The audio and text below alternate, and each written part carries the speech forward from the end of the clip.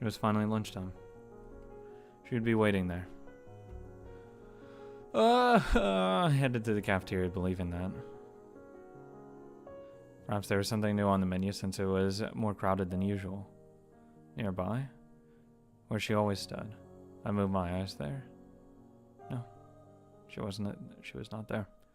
No one was there. No matter how long I waited, Saya did not appear. This is the worst timeline. Fuck off! The one who called out to me was the lady working at the cafeteria. I want Saya. I shook my head. No, I shook my head. Kind of?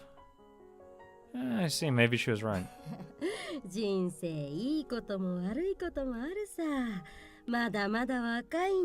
There's nothing waiting me.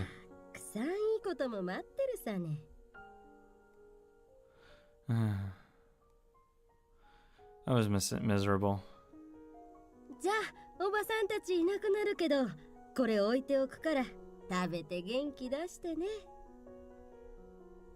Silence returned.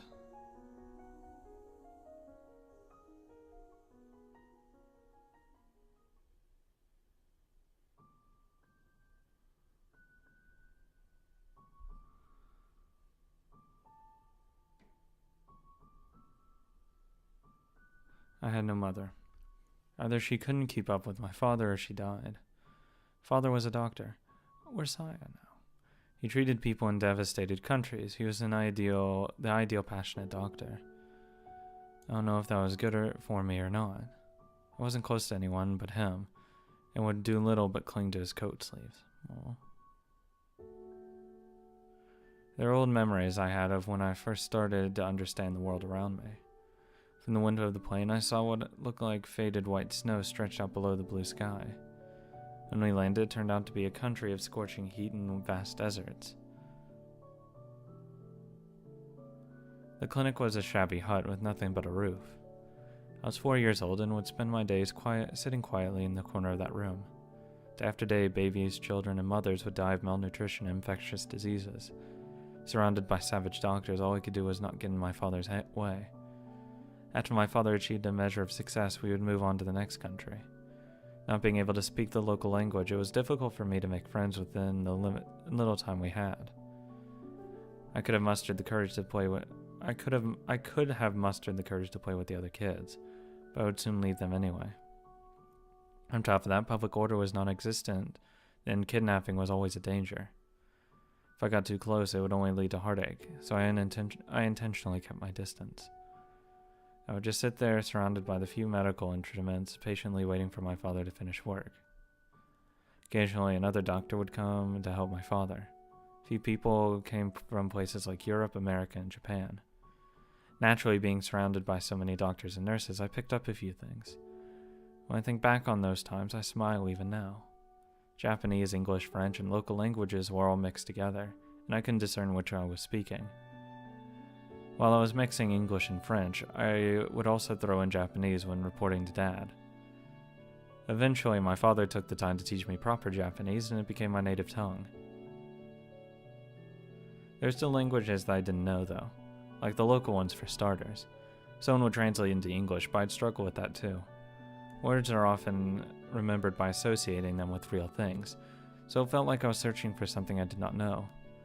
Even now I remember when the adults' faces which were always smiling, would frown over a single question. Hey, what does friend mean? Where can I find one?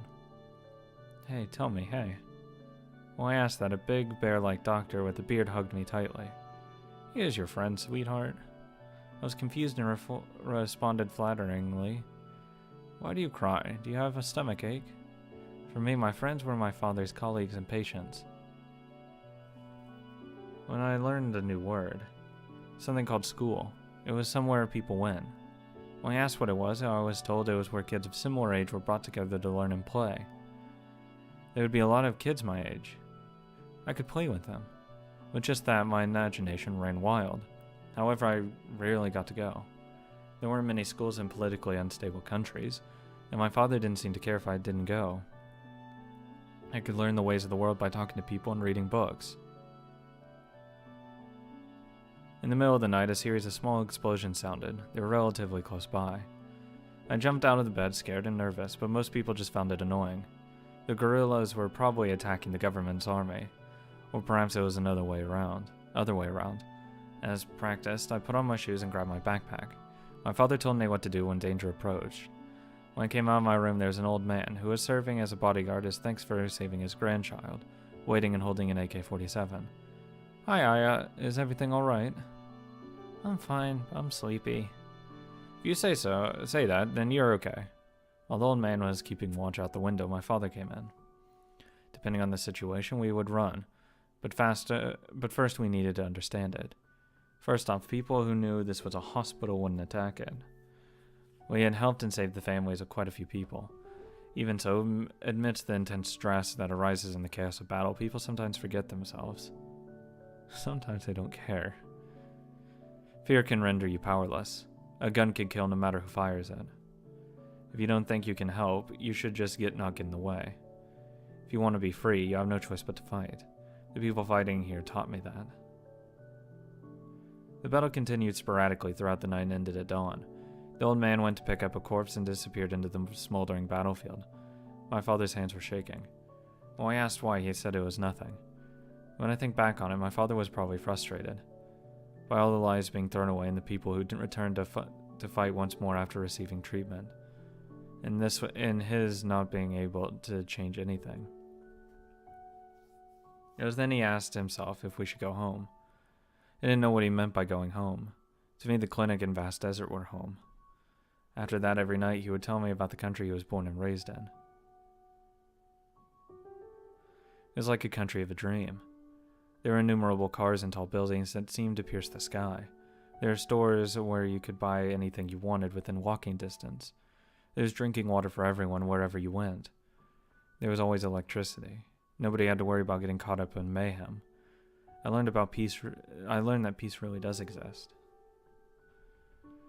I also got to go out and play by myself for the first time. I went to a nearby park with a soccer ball in hand. Soccer was the go-to in the country. If you had a ball, anyone would play with you, and there was a boy my age there.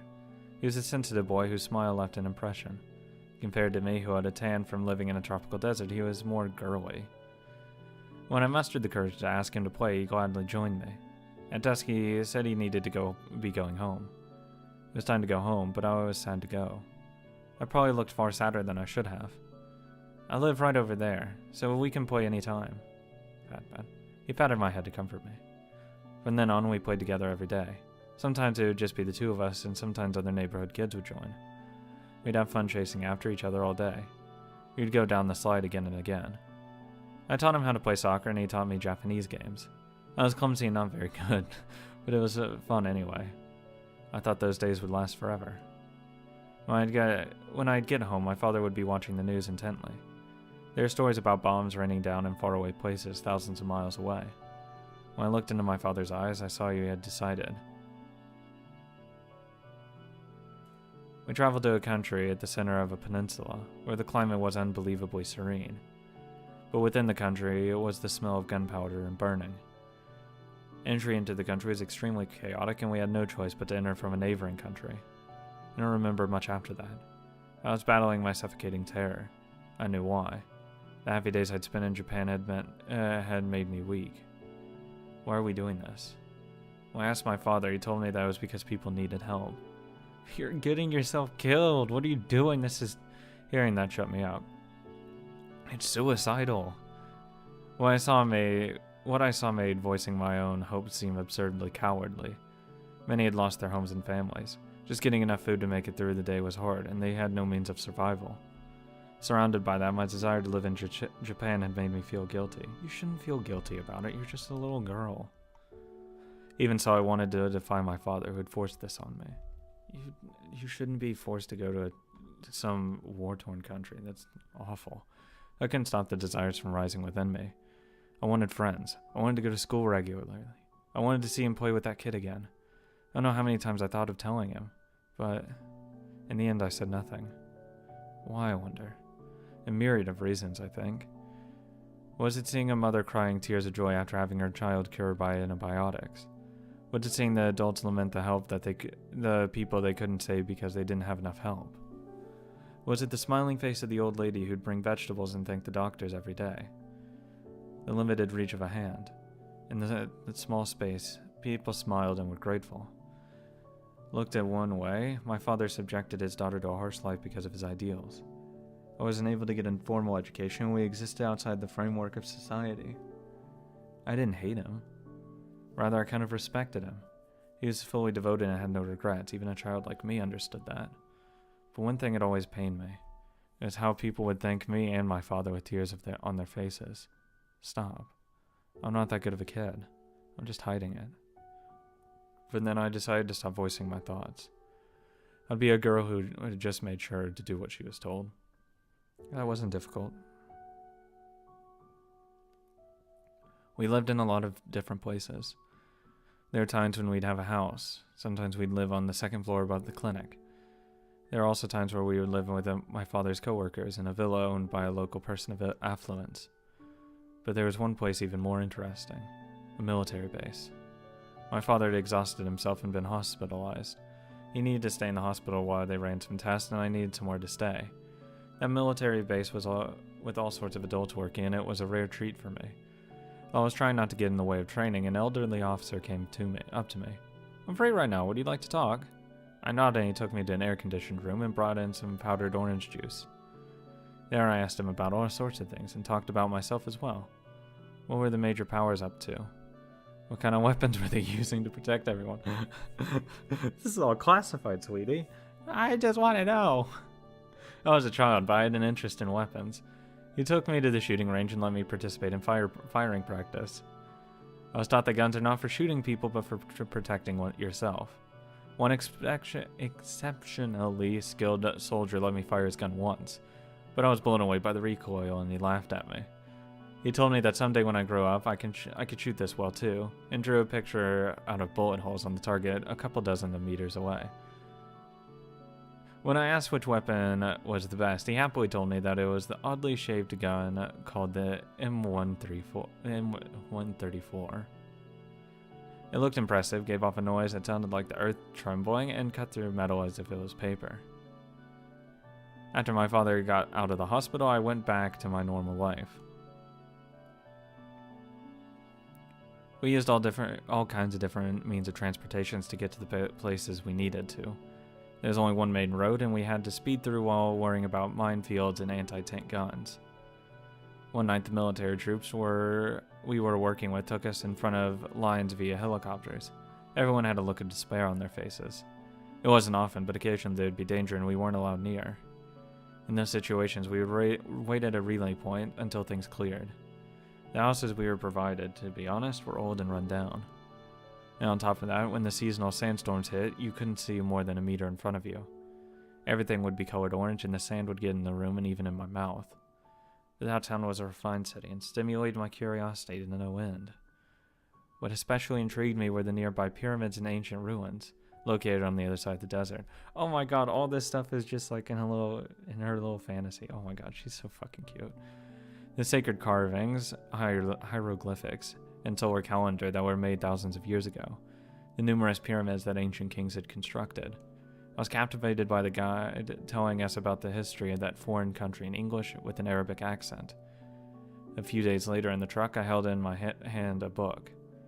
I never did learn to read Arabic, but I remember staring endlessly at the pictures within it.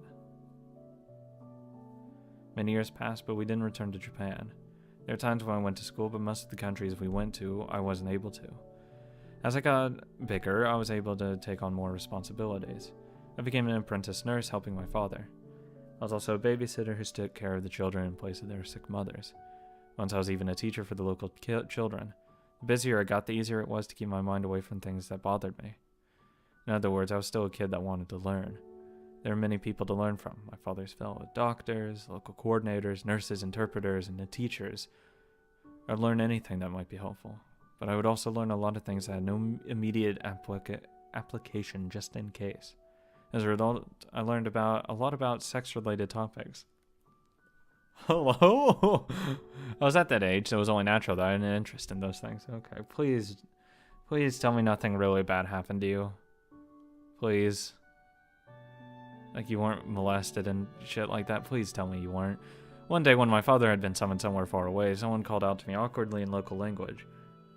Her skin had been tanned from the sun, but she was clearly yellow-skinned. Her hair was a deep black. Compared to the people around us, her facial features were more superficial. It was the first Japanese person I'd seen in years. I was flustered and started speaking English like I was used to doing. Her pronunciation when she said, "I can manage in English, I want to go here," was very Japanese. When I responded that I was okay to use Japanese, she was very surprised. It seemed she was backpacking from country to country. I stopped her and assaulted her with questions about what was going on in Japan. According to her, it was a very boring country. Like, this one's exciting. She went to school with no goal in mind and killed time with friends. The days blended together. It was peaceful, but that was it. And her eyes seemed like a life of mediocrity and idleness. But for me, it sounded like something out of a dream. She asked me what my life was like. I responded without exaggeration as she had. There was a life filled with fear of fighting and landmines. There was a land where going to fetch water took all day. There was a country where a person's life was worth less than the gun he held.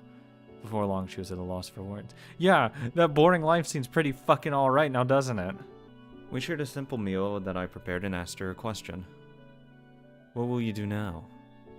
A bitter smile came to her lips as she said in a small voice that she'd work toward world peace. She added that she'd been influenced by my story and the manga she was reading. It didn't really fit her grown-up appearance, but her sweetness made me smile. When she left, she gave me a single volume of manga. She smiled and said that someone like me would do just fine in the world of that manga. At that time, I couldn't read Japanese very well, so I only understood part of the title. Even so, I read the manga School Revolution innumerable times. A few years passed. One evening, I was summoned to my father's clinic. God, how old are you? Like 18 yet? My father silently handed me a letter. It was a letter from his teacher, who had been supporting his medical work in the Third World. Father's work required a lot of labor and money. All of that was being single-handedly taken care of by his teacher. Actually, he was old and lost his wife, and was asking my father to succeed him since he had no one else. He fought plenty. Why not worry about your own happiness now? Please grant this old man's selfish request. He'd given my father an unprecedented amount of support and freedom, and had asked only for this. My father wasn't so ungrateful as to refuse. Well, maybe it would be okay to return to Japan now. It was like he was talking about something that had happened to a stranger. Do whatever you want. I'll go with you wherever. Really? Are peaceful days waiting ahead? If I get my hopes up, will they be betrayed?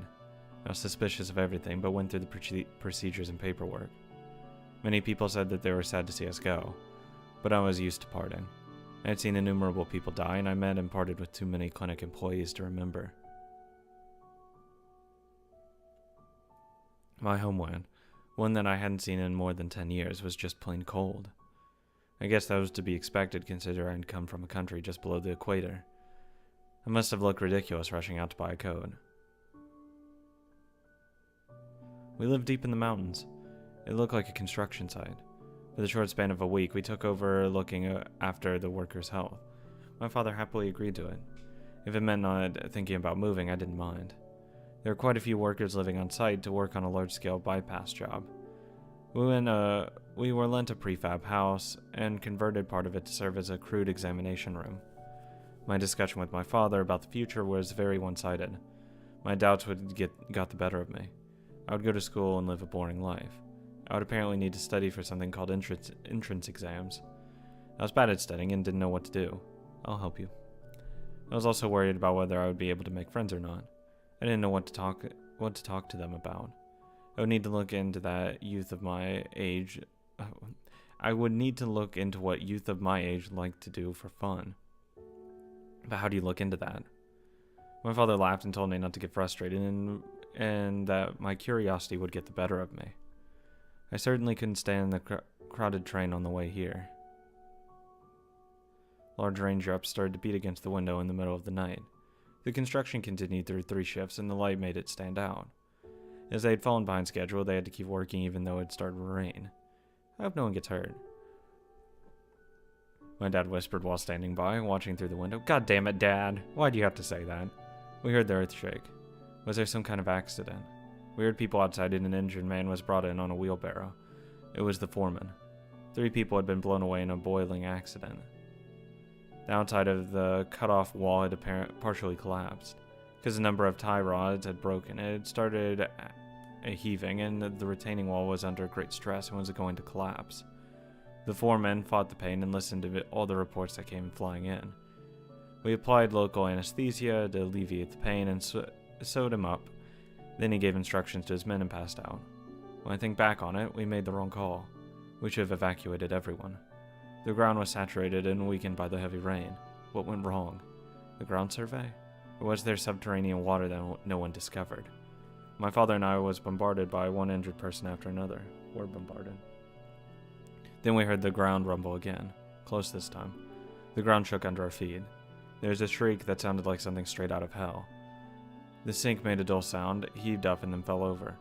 The ground fell out from under me, and it felt like I was floating there through the air. I'm falling. I heard my father yell from somewhere far off. He was repeating my name over and over. I lost consciousness.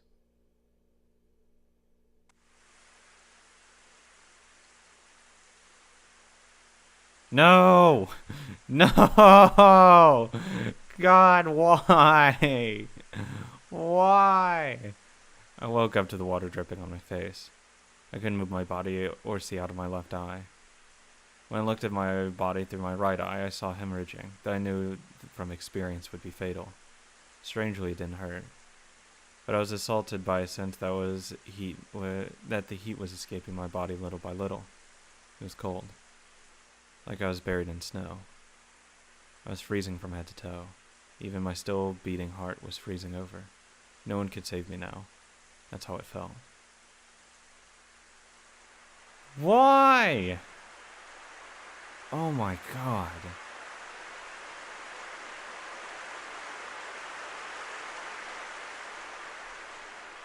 Why is everything so depressing?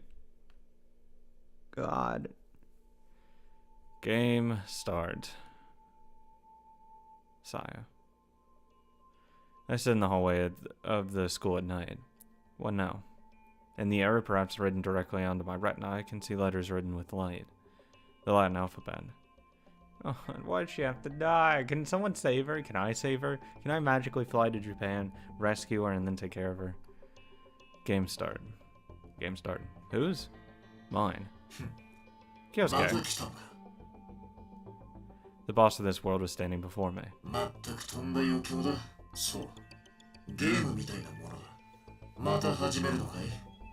I nodded, of course. Oh, it dawned on me. The reason why he said game start. He went with the character who uses this expression as a way to mock me. Was he trying to say you reap what you sow? What a mean guy.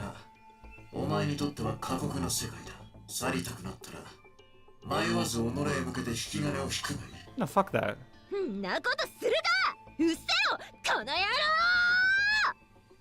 He disappeared. Of course I didn't defeat him. He had decided to leave. This was a game, wasn't it? For me, this was everything.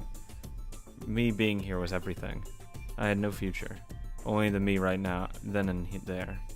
To go as far as to prepare a game start sign, he was very much mocking me. I wouldn't let him have it his way. I was serious. I was determined to get my hands on what I want. I would make him regret taking me lightly. Crap, I laughed out loud. It was almost time.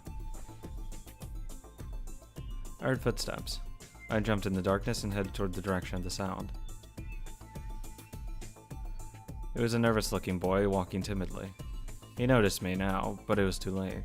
I seized him from behind. I asked him as simply as I could. He didn't resist at all. I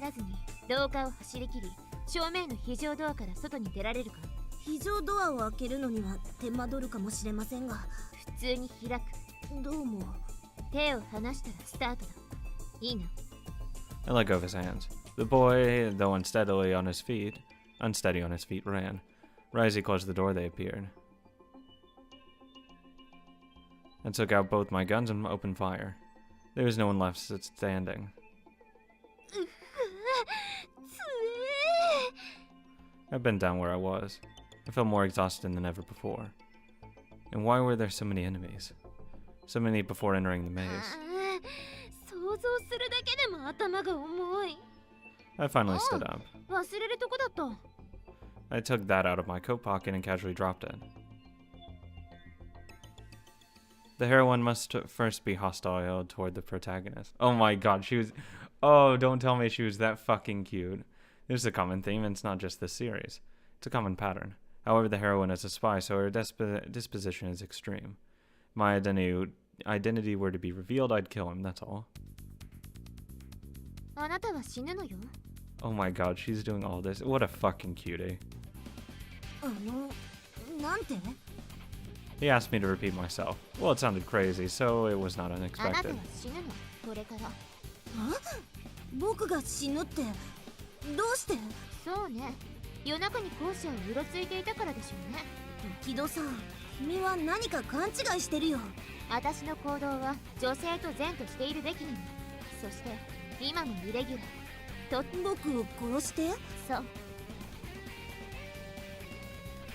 I imitated the manga by trying to kill him.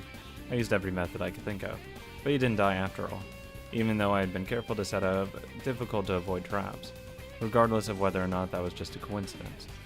For now, he had managed to extend his life. I said to him as he returned to his room. He tried to escape.